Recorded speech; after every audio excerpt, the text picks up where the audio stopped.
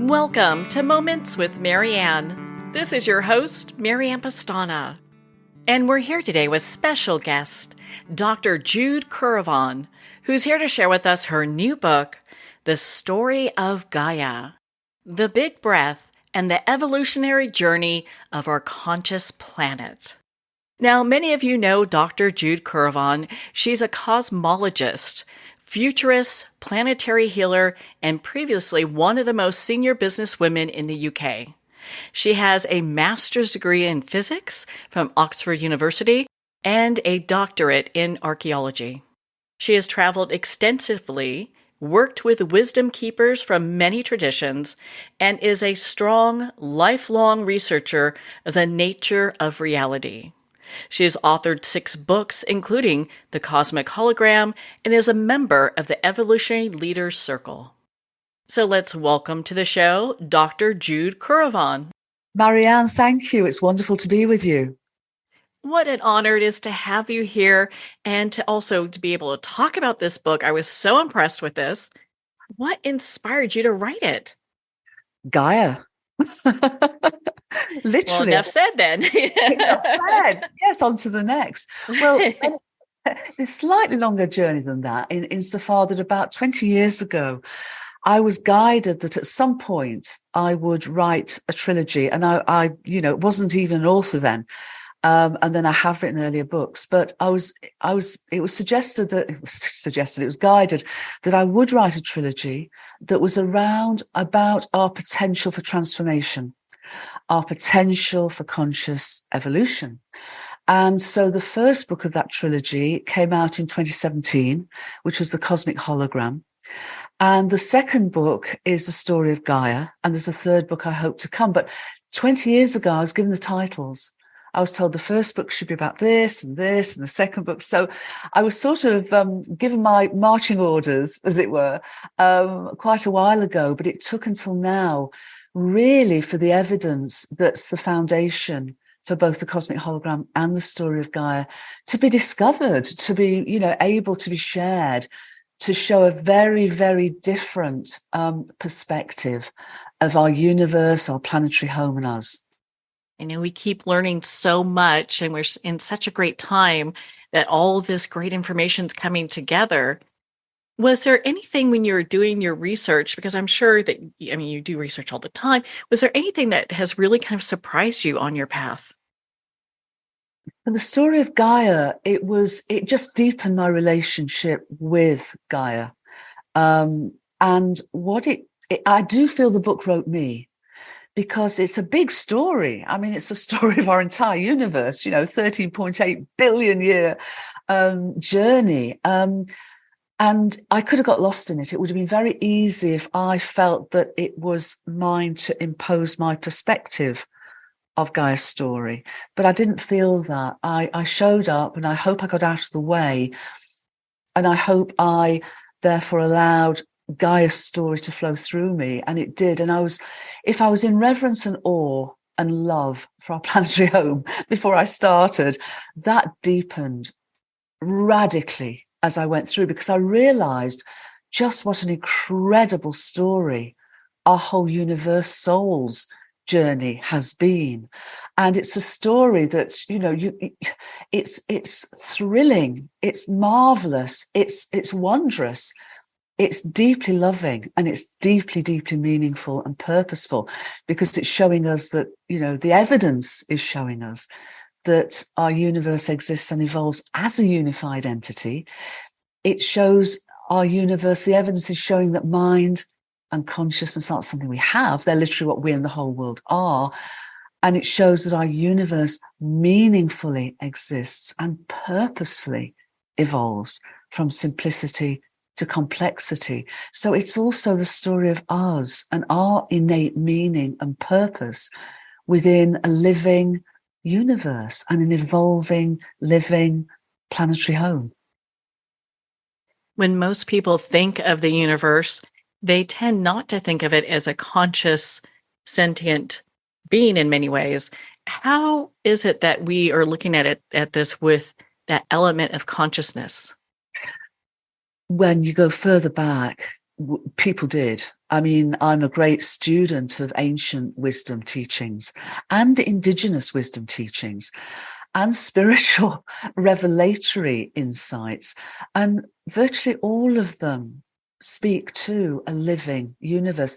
When we go far back, we don't tend to see the record as suggesting it is necessarily evolving, because, the concept of an evolutionary universe seems to be relatively more recent, of course, Darwin and beyond. But when we go back, whether it's ancient India, ancient China, ancient Egypt, whether we go back to, the indigenous wisdom teachings, they all speak to, they all invite us to not just understand that we are microcosms of a living universe, but that therefore we have meaning and purpose, and that essentially we are inseparable from its unity. And it's not about unity in uniformity as uniformity. It's unity in radical, wondrous, complex diversity. And, we've lost, in a way, and I'm not blaming and shaming any of the journey we've taken, but the journey that science has taken us on for the last 300 years has been a journey that sought to understand how the appearance of our universe is. And to some degree, in fact, I would say to a significant degree, what has been overlooked is that its appearance, as we now have the evidence for, its appearance of energy and matter and space-time are not its fundamental reality, but they emerge, that appearance emerges from deeper levels of causation. So we're really returning now to ancient, indigenous, universal wisdom teachings with leading edge science, integrating into a unitive, unified underpinning and framing, and a remembering of who we really are as a result. Do you feel this time in history is what really is prompting a lot of the discussion on consciousness, because people are looking to make that inward dive? I think, yeah, very much so. I mean, the situation is our worldview, our mindsets, our collective worldview and mindsets drive our behaviors. So if we've been taught, and we have, if our social structures embody, as they do, a worldview of materialism and separation, then that's how we behave. And that inevitably means that, we've come to a place where our behaviors from such a perception of separation have become unsustainable, because separation, invites us, as it were, drives us, as it were, essentially into a world of suffering, of inequality, of conflicts. And it is not, as we now understand, and we have the evidence now that I share, but what I share is based on the evidence of discoveries from thousands upon thousands of leading edge scientists across all scales of existence and many, many fields of research, that this fundamental, our fundamental reality, the fundamental reality of our entire universe is intelligent, is living, is in itself innately conscious. And I think that then invites us to a remembering of who we are and a homecoming into our innate wholeness. In your book, you go through the different stages of the planetary evolution and consciousness in many ways, and you start with the big breath. Can you share a little bit about that with our listeners? Yeah, I'd be delighted to. Well, were you taught at school that our universe began as a Big Bang? Because I certainly was. And I think everybody that I'm aware of, we were taught that our universe began as a Big Bang. And, it wasn't big and it wasn't a bang. I'm being facetious about the big, because we've known as cosmologists that our universe began in a very, very tiny state. And ever since then, space has expanded as time has flowed forward. But the point was, the word bang certainly conjures up for me, and I suspect for you and our listeners, so chaos, an explosion. And that was not the way our universe began. It began in an incredibly ordered state, marvelously fine-tuned, and with its innately relational. So the laws of physics basically, are the instructions for how to for how our universe not only exists as a unified entity, but how it can evolve as a unified entity from simplicity to complexity. So instead of a big bang with all that sort of chaotic perception, I describe that first moment of our universe, of space-time, of energy matter, 13.8 billion years ago, as the first moment of an ongoing big breath. And of course, the ancient Indian sages talk about our universe as being the outbreath of God, the outbreath of Brahman. So leading edge science is discovering that ancient wisdom to be truly the case. And how would Darwinism fit into all of this as well? Darwinism fits beautifully. You can't see, but behind me on my shelf, looking over my shoulder, is a bust of Charles Darwin.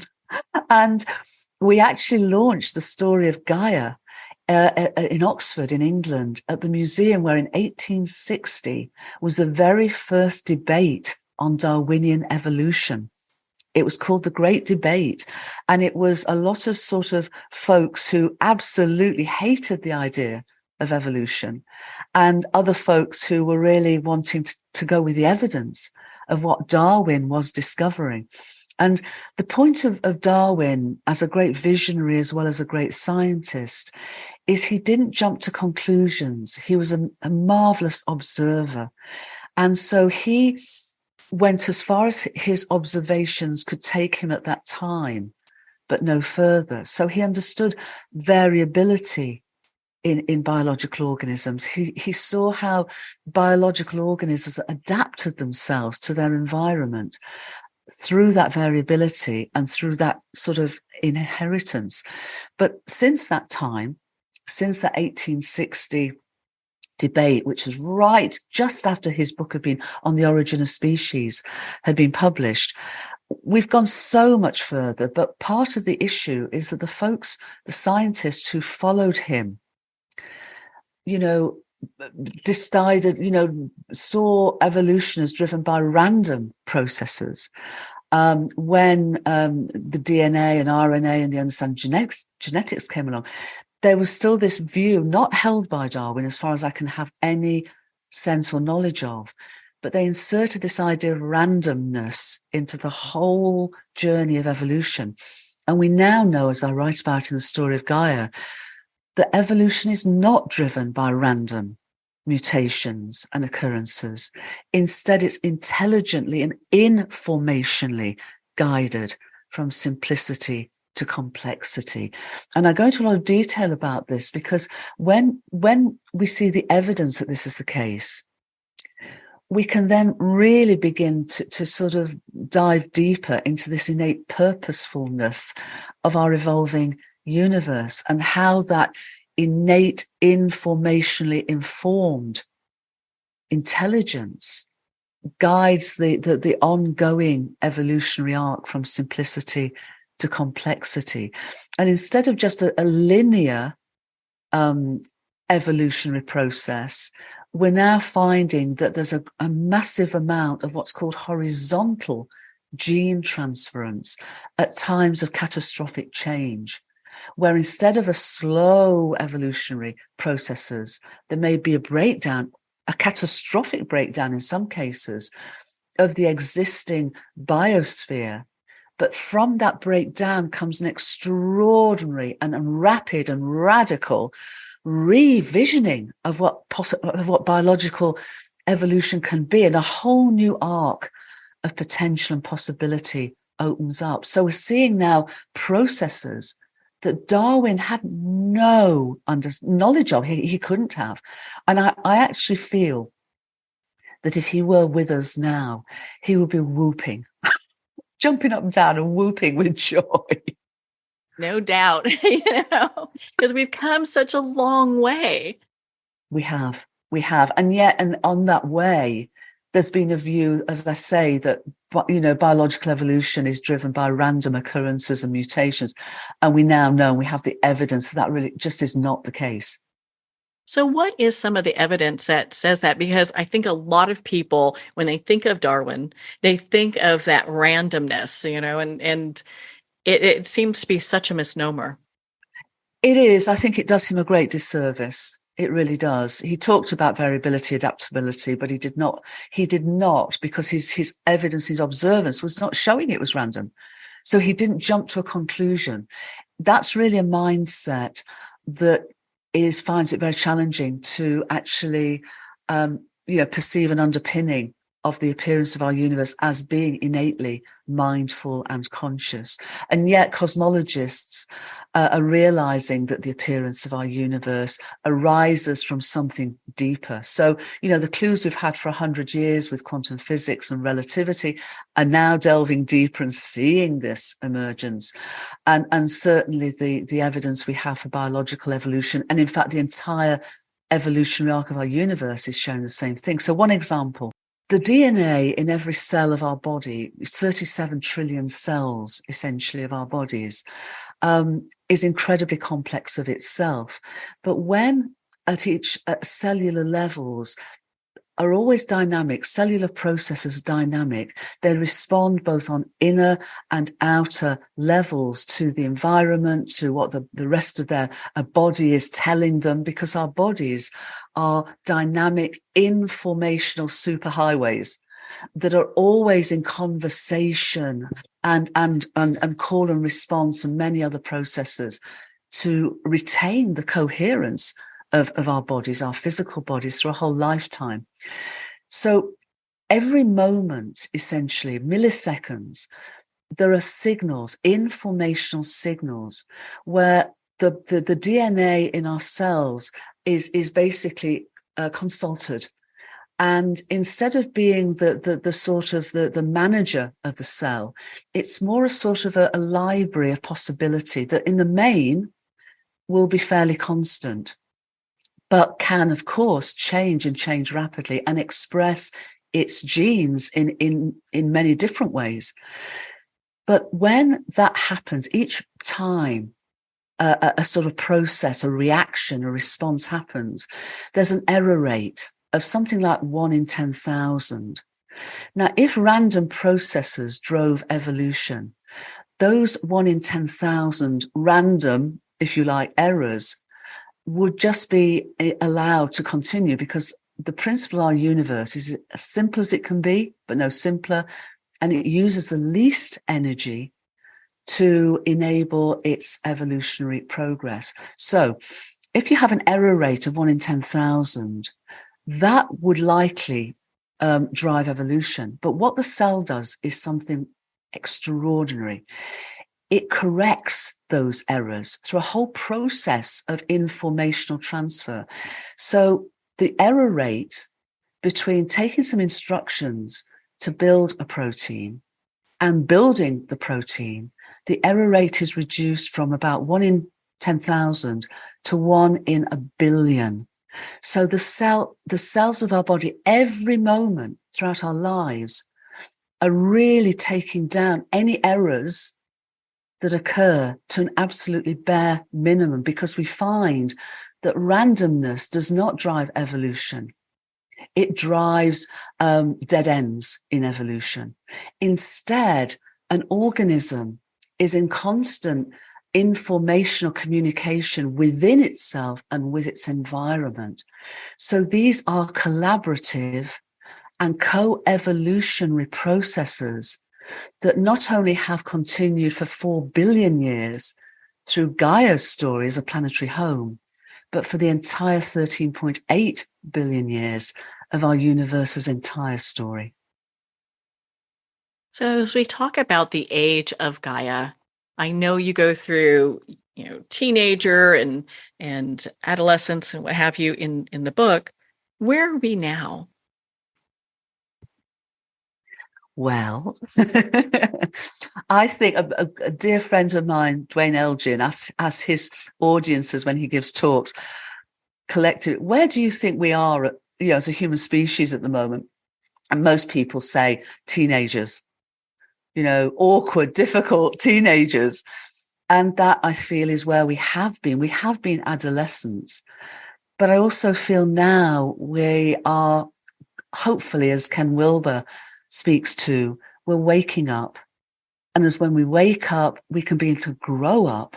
We need to clean up, because a lot of our collective trauma is through this misperception of our being separate from each other, our planetary home, our entire universe.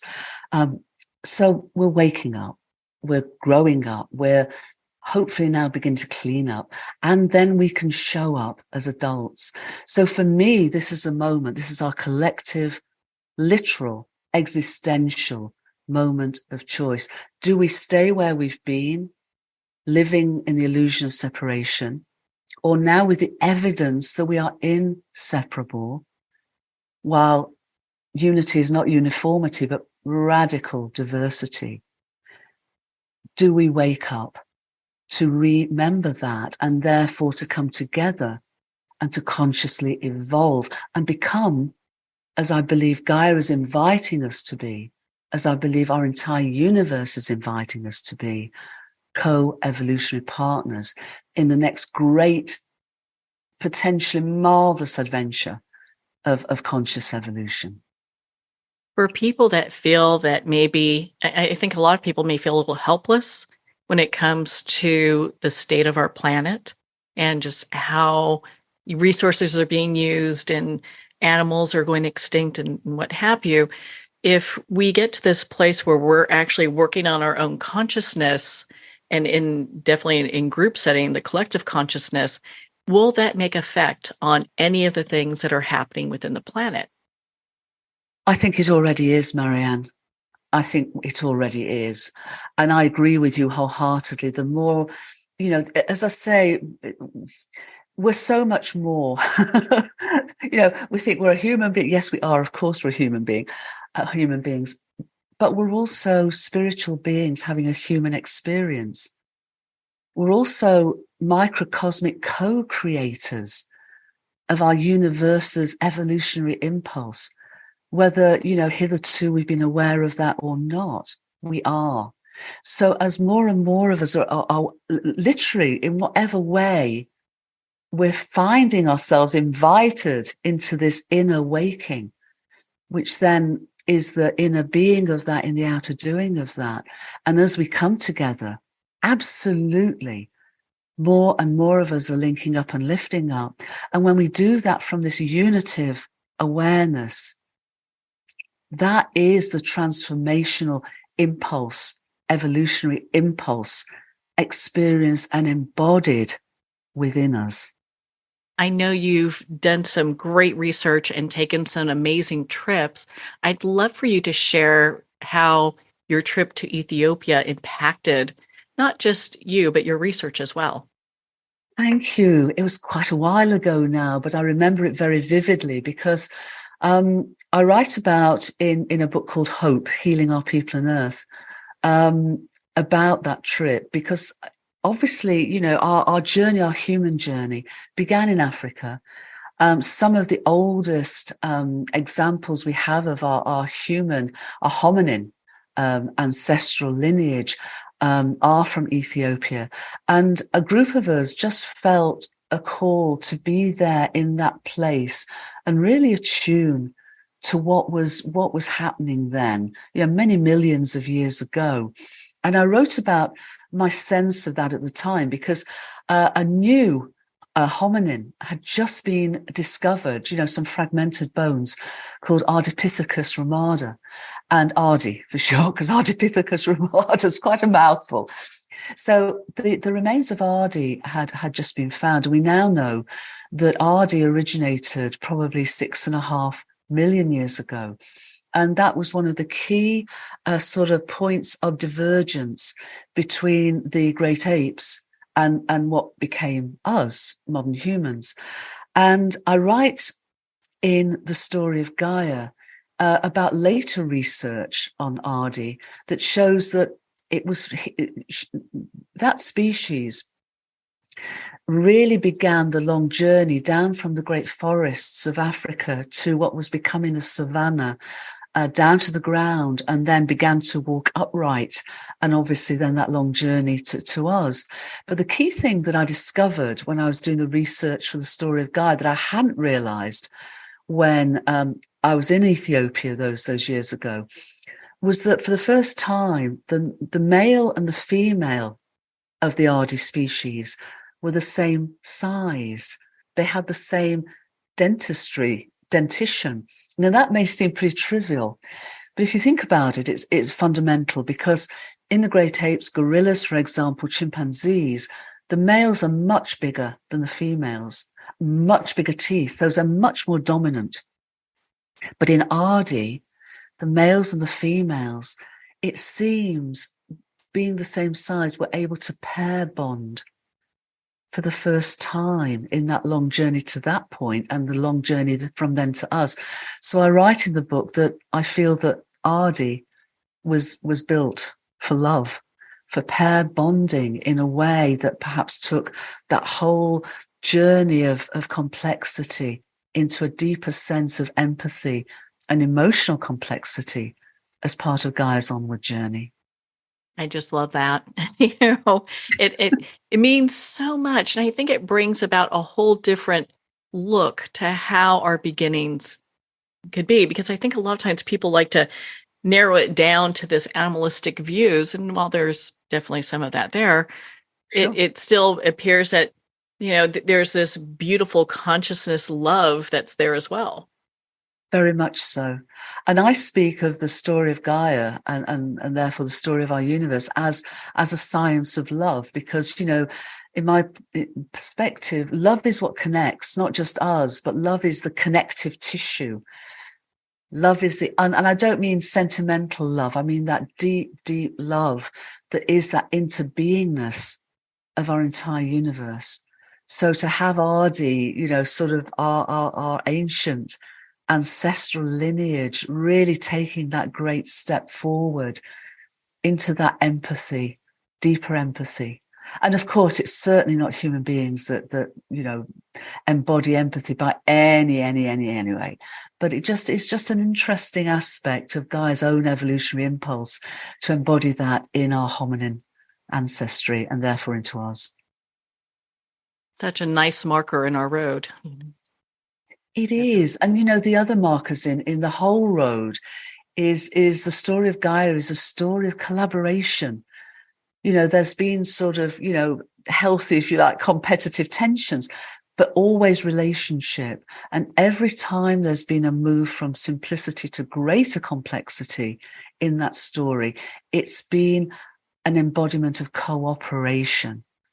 So going back to what you were asking about us now and our choice now, for us to evolve, it is all about coming together to link up and lift up unity and diversity, unity and inclusion, unity and belonging, in cooperation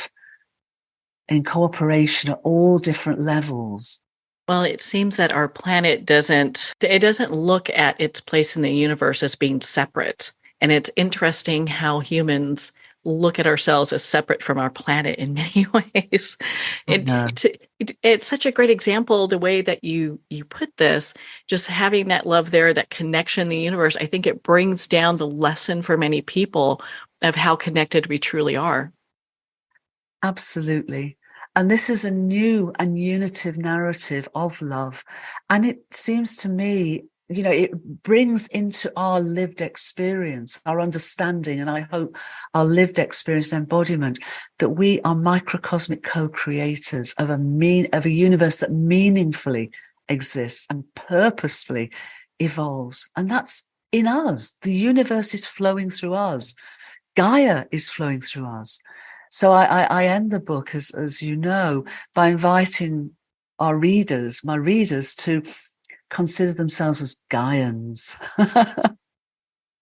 Well, and so with that, are there ways that we can help impact healing within not just our Earth, but within the universe? It cannot be separate. When we heal ourselves, we're part of healing our planetary home. And when we heal our planetary home, we're inseparable, literally. But what we're doing is we're literally remembering that dismemberment to continue then that ongoing journey. And, at Whole World View that I co-founded a while ago, we talk about from this unitive perspective, to understand, experience, embody unitive awareness, to act local, feel global, and think cosmic, because they're completely interrelated. I love that. It really gives us the bigger picture and how we're part of this beautiful dance that goes on. Yes, and we are. We are an intrinsic, innate microcosm. Just as, we have 37 trillion cells in each of our bodies, we are cells of Gaia, and Gaia is a cell of our universe. All the way up, all the way down. We're part of its and our wholeness. That's just so beautiful. Jude, you have so much great research in your book, The Story of Gaia. What do you want readers and our listeners to take away from your work? I would invite readers to really live the power of love. To really live the power of love. And for me, that is, embodied and articulated in the Golden Rule. Treat others as you would wish to be treated, including our planetary home. And I think that sort of universality of the Golden Rule is because it actually realizes the inseparability of the whole of reality. Because when we treat others as we would wish to be treated, in a way, they're no longer others. They're us. We're all us. And so to live our lives in that way, to ask, what would love do? Every day, in small ways, big ways, whatever ways, is what I would really invite readers to come to a perception of by realizing the innate wholeness and therefore the inherent love that is all pervasive in our universe. Well, I think that's a beautiful note to end this discussion on. My goodness, Jude, where can our listeners connect with you and be part of your community and learn more about your work? Thank you, Marianne. Well, to go to www.wholeworld-view.org, that's WHOLE, world, WORLD -view, VIEW.org. Sign up to our newsletter. There's a lot of resources there, lots of YouTubes and other voices, many other voices. And really, everyone is very, very welcome to be part of that, our growing community. Well, Jude, thank you so much for taking the time to be on the show with us here today. Thank you, Marianne. It's been wonderful. Thank you so much for inviting me. Well, thank you, Dr. Jude Currivan. It has been such an honor to spend this time with you and to talk about your new book, The Story of Gaia. The Story of Gaia is available at Amazon, Barnes & Noble, and all indie retailers. And of course, remember to support our indie bookstores. If you don't see it on the shelf there, ask for them to order it. You can also purchase the book at the publisher Inner Traditions at innertraditions.com. Well, we're going to pause here for a quick moment, and we'll be right back after this message.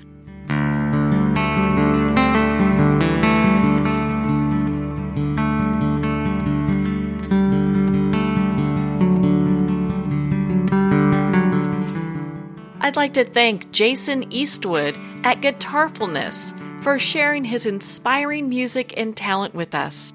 His music is known worldwide for cultivating atmospheres of harmony, inner peace, and clarity. Visit Jason's website at guitarfulness.com. Join his newsletter, be part of his community, and download his music.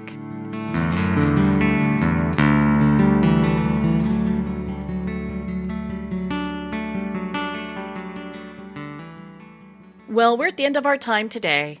I'd like to thank everyone for tuning in. You've been listening to Moments with Marianne, where we make every moment count.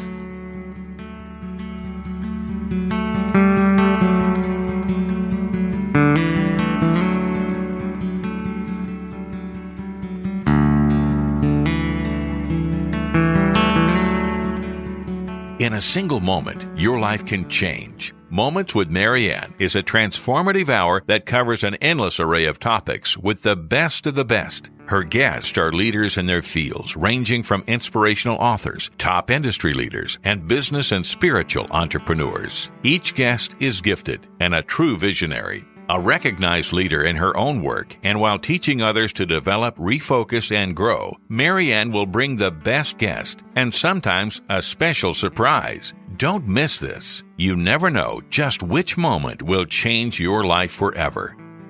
Make sure to tune in and visit momentswithmarianne.com for more information.